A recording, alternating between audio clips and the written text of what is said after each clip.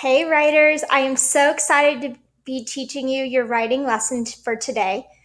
Today is Thursday, November 1st, 2020. I am so excited. So let's get started. Let's read our objective together in a one and a two and a three.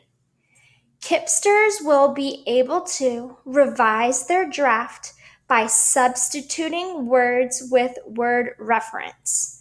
So you will be revising your draft by substituting words with word reference. So just to see where we are in our writing process, we are still in the revising step, which is step 3 of the revising process. You remember when we think of revising, we got to think about our really strong arms. And our acronym ARM stands for add, remove, move, and substitute. Yesterday, you added questions to your writing to make it better. And today, you're going to substitute. So you're going to trade words or sentences for new or better ones. So which part of the arms are we focusing on today, friends? Substitute. Substitute is what we'll be focusing on today. Now, what are we going to substitute? Well, in your do now, you are asked to identify who or what is being described.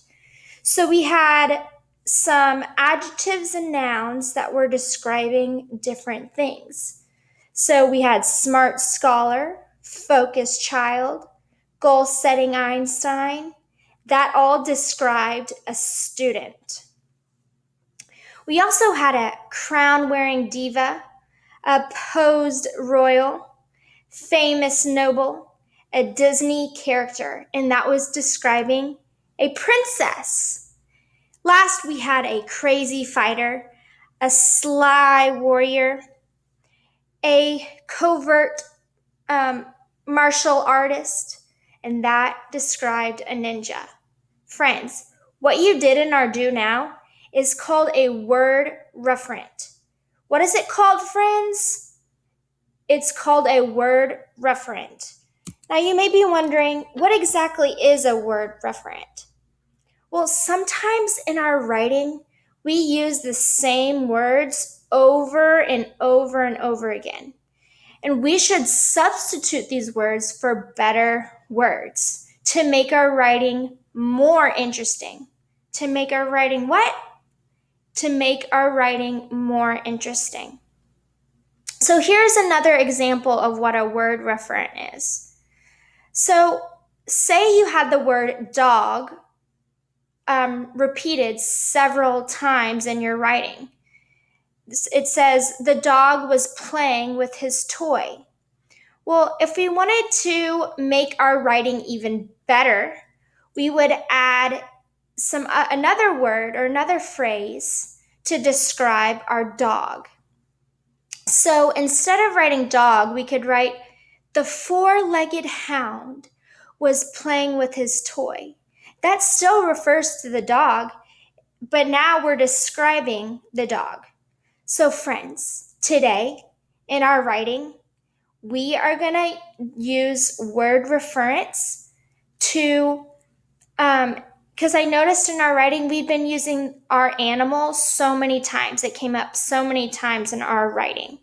So we are going to, instead of writing dog or instead of writing cat several times, we're going to use word reference to make our writing better and to make it more interesting.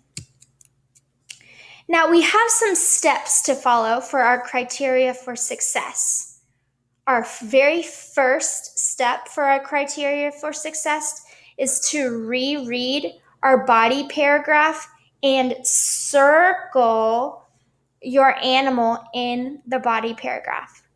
What are you going to circle, friends? You're going to circle your animal in the body paragraphs. So in mine, I would circle fish, the number of times I see it in my body paragraphs. We're going to leave our introduction and conclusion alone because we already made those better. We made those better by adding questions to the beginning and end of our introduction and conclusion. The second step for our criteria for success is to create a list of words that describe the best pet.